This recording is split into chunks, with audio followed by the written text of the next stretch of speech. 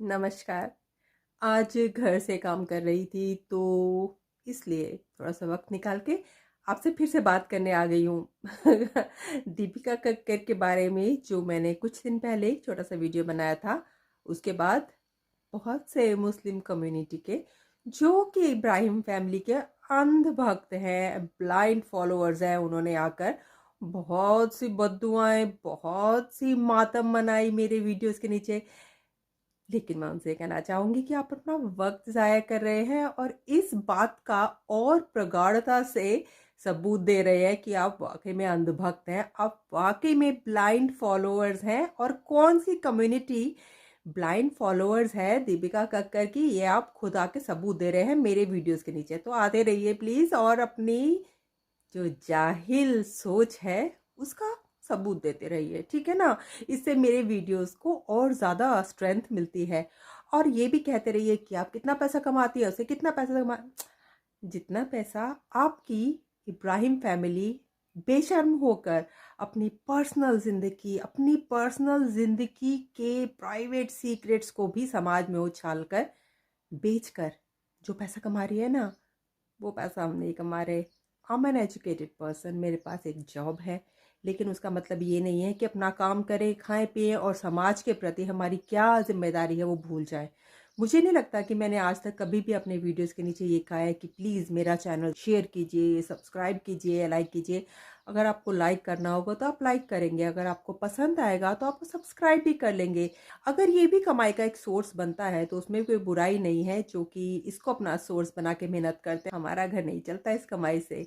और अगर आप लोगों को चलवाना है तो आप बिल्कुल सब्सक्राइब कीजिए मेरा चैनल। अगर हम मेहनत करके अपनी ज़िंदगी चला रहे हैं तो इसका मतलब ये नहीं है कि हम समाज को भूल जाए, समाज में क्या हो रहा है। जब समाज जल रहा हो, ज्वलंत हो, तो हम फिर चुप बैठे रहे सोच के कि हमें क्या लेना देना है। नहीं, मुझे जब भी कभी ऐसा लगेगा, ज़रूरत लगेगी कि मुझे इस विषय पर ज़रूर बात करनी है, अपने ख़यालात आप सब लोगों के साथ शेयर करने हैं, तो मैं ज़रूर आ जाऊँगी। हम ख़याल लोगों के साथ, एनलाइटेंड लोगों के साथ मैं क्या सोचती हूँ, जो समाज में चल रहा है उस बारे में मैं ज़रूर शेयर करने आऊँगी।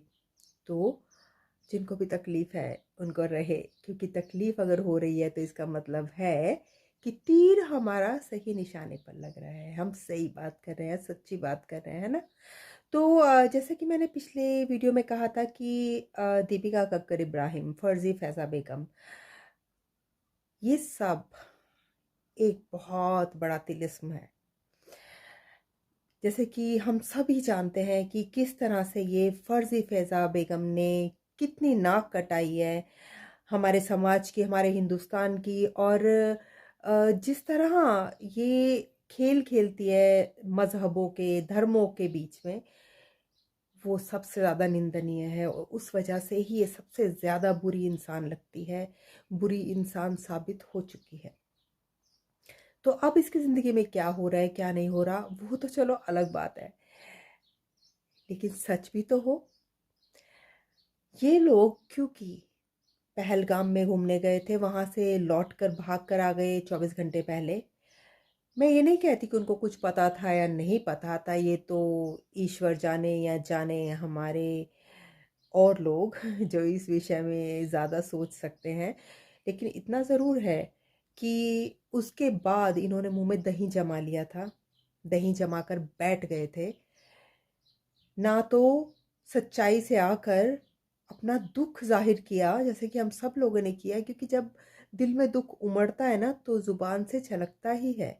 कहते हैं ना कि रगों में दौड़ते फिरने के हम नहीं कायल, जब आँख ही से ना टपका तो फिर लहू क्या है। जिनके अपने लोग जाते हैं उन लोगों को तकलीफ़ होती है, तो क्या हमारे वो लोग अपने नहीं थे जो गए, जिनकी पहलगाम में निर्मम हत्या की गई थी। उस विषय में ये फर्जी फैज़ा बेगम ने इतने दिनों बाद आके सिर्फ जमा पूंजी खर्च करके मुंह की, ये मान लिया कि इसका फ़र्ज़ पूरा हुआ।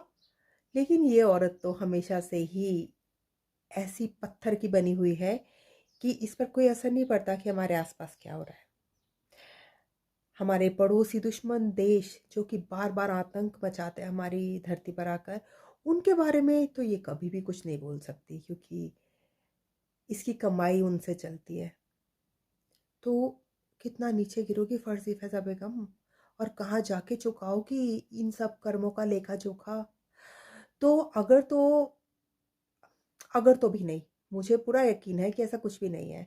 अगर होता तो क्या जनाब इस तरह आकर मोनेटाइज़ करके अपनी बीवी की बीमारी का यूँ न्यूज़ फैलाते, न्यूज़ चर्चा करते? उहुँ, उनको यही है कि वो इतने दिन गायब रहे यूट्यूब से क्योंकि हमारे हिंदुस्तान की जंग चल रही थी इनके मित्र देश से, तो फिर ये कैसे कुछ कहते आकर?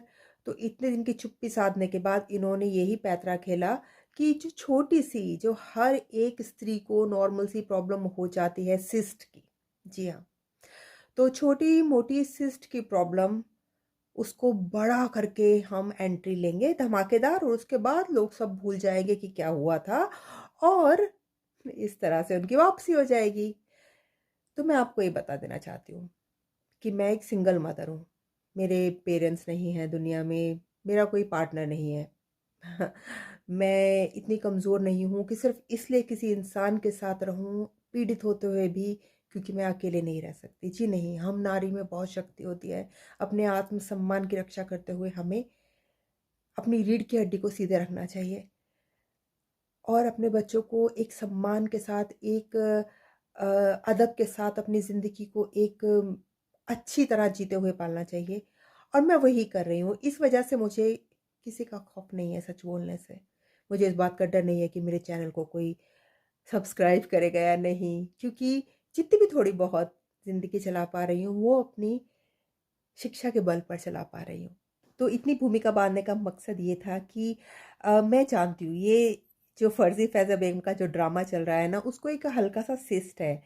सिस्ट हम बहुत सी स्त्रियों को हो जाता है और कभी खुद ब खुद डिज़ॉल्व भी हो जाता है और कभी सर्जिकली हल्का-सा कोई बहुत बड़ी सर्जरी नहीं है सर्जरी जिसके लिए इतना मातम मनाया जाए जितना उसने परेड करी जब हॉस्पिटल गए थे तो उन्होंने पहले से ही प्रेस को बुला लिया और इस तरह से बहुत दुखी होते हुए गए ताकि लोग उन पर जूते ना फेंके कि अब तक कहाँ गायब थे तुम, पाकिस्तान और हिंदुस्तान का जो ये जंग चल रही या वाक़ई में जेन्युइन बन के कुछ नहीं बोला। तो इस इल्ज़ाम से बचने के लिए, इस सच्चाई से बचने के लिए उन्होंने ये पैंतरा चला कि चलो ये छोटी-सी प्रॉब्लम तो है ही, इसको तूल देकर खड़ा किया जाए ताकि हमारी वापसी धमाकेदार सिंपैथी के साथ हो जाए। जो बेवकूफ़ लोग हैं ना, उनको तो ये बेवकूफ़ और बना सकते हैं। जो अंधभक्त हैं ना, जो सिर्फ़ इसलिए इस फ़र्ज़ी फ़ैज़ा बेगम को सपोर्ट करते हैं क्योंकि वो कन्वर्टेड औरत है, तो उनका तो कुछ इलाज नहीं किया जा सकता। लेकिन जो पढ़े-लिखे लोग हैं, जो समझदार लोग हैं, जो एनलाइटेंड लोग हैं, उनको तो ये बेवकूफ़ नहीं बना सकती। लेकिन फिर सोचने वाली बात ये भी है कि फ़र्ज़ी फ़ैज़ा बेगम के समझदार लोग तो फ़ॉलोअर्स हैं ही नहीं, राइट?